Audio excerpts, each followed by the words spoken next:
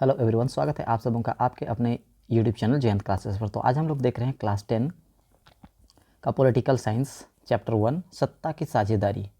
ठीक है, सत्ता की साझेदारी की इस चैप्टर में जितना भी हम लोग का ऑब्जेक्टिव क्वेश्चन बनेगा, ठीक है, उन सभी पॉइंट्स को हम लोग यहाँ पर पढ़ने वाले हैं। ठीक है, तो सबसे पहला पॉइंट्स आप लोग देख पा रहे होंगे स्क्रीन में, बेल्जियम।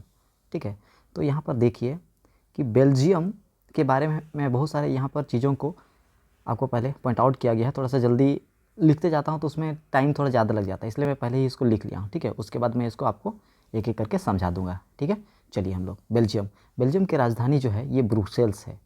ठीक है, आप लोग देख पा रहे होंगे ब्रुसेल्स। और ब्रुसेल्स जो है ये यूरोपीय संघ का मुख्यालय भी है। ठीक है, तो अगर पूछेगा कि यूरोपीय संघ का मुख्यालय कहाँ है तो हम लोगों को आंसर करना है ब्रुसेल्स। और बेल्जियम की राजधानी भी क्या होगा? ब्रुसेल्स। ठीक है, तो आगे देखेंगे हम लोग कि बेल्जियम का जो स्वतंत्रता है, स्वतंत्रता कब प्राप्त हुआ? तो बेल्जियम को स्वतंत्रता प्राप्त होती 4 अक्टूबर 1830 ईस्वी में। इसको भी आप याद रखिएगा, ये भी आपके लिए बहुत ही ज़्यादा इंपॉर्टेंट क्वेश्चन है। ठीक है, बेल्जियम को कब स्वतंत्रता प्राप्त हुआ? 4 अक्टूबर 1830 ईस्वी में। ठीक है, बेल्जियम में कौन कौन सी भाषा बोली जाती थी? तो डच बोली जाती थी, ठीक है, फ्रेंच और जर्मन। ठीक है, इसमें डच भाषा का प्रयोग करने वाले प्रयोग ब्रुसेल्स में 80% लोग करते थे। ठीक है, तो ब्रुसेल्स में डच भाषा का प्रयोग 80% लोग वहाँ पर करते थे। डचों की आबादी जो है वह 59% था। ठीक है, डचों की आबादी भी पूछ सकता है, 59%। ठीक है, कौन सी भाषाई समूह ब्रुसेल्स में बहुसंख्यक है? तो पूछ रहा है कि ब्रुसेल्स में कौन सी भाषाई समूह जो है वह बहुसंख्यक है। तो आंसर करना है आपको फ्रांसीसी भाषा। ठीक है, कौन सी भाषा? फ्रांसीसी भाषा जो है ये बहुसंख्यक है। आगे चलते हैं। 1970 और 1993 के मध्य बेल्जियम के संविधान में 4 बार संशोधन किया गया था। ठीक है, ये भी पूछेगा आपको एग्जाम में कि 1970 से 1993 के बीच में बेल्जियम में के संविधान में कितनी बार संशोधन किया गया? तो आपको आंसर करना है 4 बार। ठीक है, कितना बार? 4 बार संशोधन किया गया था। बेल्जियम में फ्रेंच भाषा बोलने वालों का आबादी जो है ये 40% था। ठीक है, इसको भी याद रखिएगा। फ्रेंच भाषा देखिए, यहाँ पर देखिए आप लोग, डच भाषा जो है वह 59% था और फ्रेंच भाषा जो है यह 40% है। ठीक है, इसको आप लोग याद रखिएगा। बेल्जियम में 1950 और 1960 के दशक में फ्रेंच और डच भाषा बोलने वाले समूह के बीच में तनाव पनपा था। ठीक है, तो बेल्जियम में 1950 और 1960 के दशक में, ठीक है, फ्रेंच और डच भाषा बोलने वाले समूहों के बीच में तनाव बढ़ने लगा था। ठीक है, और ये तनाव जो है ये कब बढ़ा था? 1950 और 1960 के दशक में। ठीक है, कौन सा भाषा? फ्रेंच और डच। ठीक है, आगे चलते हैं। अगला पॉइंट है हमारा श्रीलंका। 1948 में श्रीलंका स्वतंत्र राष्ट्र बना। ठीक है, तो स्वतंत्रता प्राप्त कब हुआ था श्रीलंका को? 1948 ईस्वी में, याद रखिएगा। राजकीय धर्म, श्रीलंका में राजकीय धर्म जो है वह बौद्ध धर्म है और बौद्ध धर्म को ही श्रीलंका में मानते हैं। दो मुख्य जातीय गुट सिंहली और तमिल जो है वहाँ पर 2 जातीय गुट है।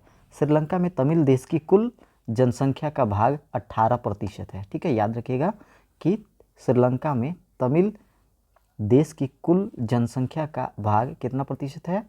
18% है। ठीक है, 1956 ईस्वी में श्रीलंका में एकमात्र राजभाषा बनाया गया, वह था सिंहली। ठीक है, सिंहली को श्रीलंका का राजभाषा कब बनाया गया? तो आंसर आपको करना है 1956 में बनाया गया था। ठीक है, और एकमात्र राजभाषा जो था वह सिंहली था श्रीलंका का। ठीक है, सिंहली भाषी लोग बौद्ध धर्म मानते थे। ठीक है, सिंहली भाषी मानने वाले लोग कौन सा धर्म मानते थे? बौद्ध धर्म मानते थे। बहुसंख्यकवाद के कारण श्रीलंका में सिंहली और तमिल समुदाय के बीच तनाव पनपा। ठीक है, श्रीलंका में भी तनाव पनपा था। ठीक है, किनके बीच में? सिंहली और तमिल के बीच में। ठीक है, इसमें से सिंहली और तमिल में से बहुसंख्यकवाद कौन थे? बहुसंख्यक कौन थे? सिंहली लोग थे ज़्यादा। ठीक है, श्रीलंका में एकात्मक एवं संघात्मक शासन प्रणाली था। ठीक है, आपको पूछेगा कि एकात्मक शासन और संघात्मक शासन प्रणाली कहाँ था, तो आपको आंसर क्या करना है, श्रीलंका। याद रखिएगा, श्रीलंका में कैसा शासन प्रणाली था, एकात्मक शासन प्रणाली और संघात्मक शासन प्रणाली। ये एकात्मक शासन प्रणाली और संघात्मक शासन प्रणाली होता क्या है, इसको हम लोग चलिए समझते हैं। ठीक है, पहले देखेंगे हम लोग एकात्मक शासन प्रणाली। यहाँ आप लोग देख पा रहे होंगे, तो एकात्मक शासन प्रणाली में सभी शक्तियाँ केंद्रीकृत सरकार के पास होती है। ठीक है, तो जितना भी शक्ति होता है वह केंद्र सरकार के पास में होता है। ठीक है, इस प्रणाली में देश से जुड़े सभी मामलों में अंतिम फैसला लेने का अधिकार, ठीक है, अंतिम फैसला लेने का अधिकार किसका होता है, केंद्र सरकार का होता है, केंद्रीकृत सरकार के पास होता है। ठीक है, आप लोग समझ गए होंगे। एकात्मक शासन प्रणाली में सभी शक्तियों का जो बंटवारा होता है वह सिर्फ केंद्र सरकार के पास में रहता है। ठीक है, दूसरे अन्य जो शासकीय प्रणाली है उनके बीच में कोई भी शक्ति प्राप्त नहीं होता है। ठीक है, आप लोग इसको अपनी कॉपी में नोट डाउन कर लीजिए, आपको समझ में आ जाएगा। एक बार फिर से समझा देता हूँ, एकात्मक शासन प्रणाली में सभी शक्तियाँ केंद्रीकृत सरकार के पास होती है। ठीक है, सभी शक्तियाँ केंद्र के पास होती है। इस शासन प्रणाली में देश से जुड़े सभी मामलों में अंतिम फैसला लेने का अधिकार केंद्र सरकार के पास होता है। ठीक है, आप लोग याद रखिएगा। दूसरा होता है संघात्मक शासन प्रणाली, जिसमें शासकीय शक्ति केंद्र सरकार और उससे जुड़े राज्यों या क्षेत्रीय उपविभागों की सरकारों के बीच बटी होती है। अब यहाँ देखिए संघात्मक शासन प्रणाली में हो क्या रहा है। संघात्मक शासन प्रणाली में जो शक्तियाँ हैं वह केंद्र सरकार, ठीक है, केंद्र सरकार और उससे जुड़े राज्यों और क्षेत्रीय उपविभागों की सरकारों के बीच बटी होती है। ठीक है, इसमें जो शक्ति होता है वह सिर्फ केंद्र सरकार के पास नहीं होता है, वह राज्यों के पास भी हो सकता है और क्षेत्रीय उपविभागों के पास में भी शक्ति बटा होता है। ठीक है, भारत में केंद्रीय सरकार के लिए, ठीक है, अगला पॉइंट है हमारा, भारत में केंद्रीय सरकार के लिए दूसरा नाम क्या है, तो भारत में केंद्रीय सरकार को हम लोग केंद्रीय सरकार के लिए दूसरा नाम क्या है, राज्य सरकार। ठीक है, इसको आप याद रखिएगा। सत्ता की साझेदारी के क्षैतिज विचरण के अंतर्गत कौन शामिल है। ठीक है, तो आंसर हम लोग करेंगे विधायिका, कार्यपालिका और न्यायपालिका। ठीक है, तो इस वीडियो में बस इतना ही, फिर मिलते हैं अगले वीडियो में। Thank you.